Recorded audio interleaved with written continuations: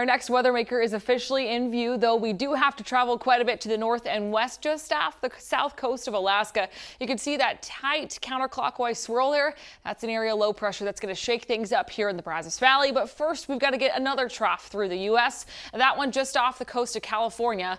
And I want to show you how that's going to unfold in the coming days. So the one closer to home, mostly what it does, at least for us here in the state of Texas, is it acts as a ridge weakener. So the high pressure that we sit with through the next couple of days, this low works to push that and weaken it off to the south and east. Also makes room for low number 2. This one moving in from the far north and west takes a more southerly track. As it does that, we get a little bit of influence ahead of its actual passage. Scattered showers as early as Tuesday, more prominently Wednesday. And then really the big weather maker for us is that it brings a cold front along with it. And you can see right now models latching onto a strong line of widespread rain and thunderstorms. That includes almost the entirety of the Brazos Valley.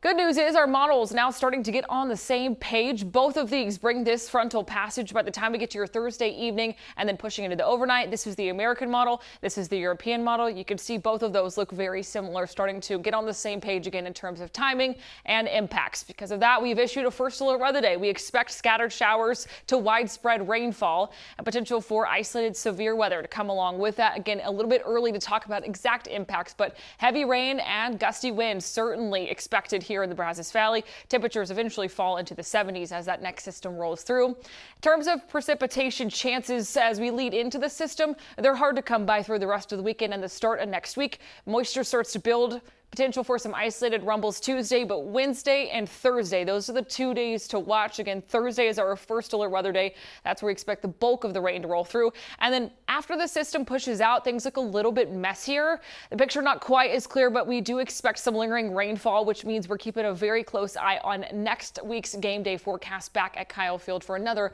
11 a.m. kickoff.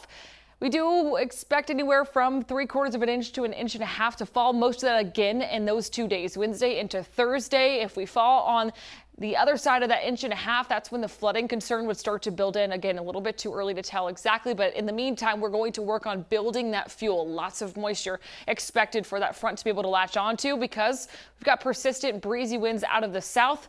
10 to 15 sustained 20-25 gusts are going to be frequent through the afternoon on both Monday and Tuesday. All that warm, muggy air from the Gulf helps drive temperatures into the upper 80s. Record-breaking heat possible for both Monday and Tuesday. Upper 80s, just way too warm for this late in the year. But your 10-day forecast shows you once that rain and that cold front rolls through, we'll cool mornings down to the 50s and afternoons down to the 70s.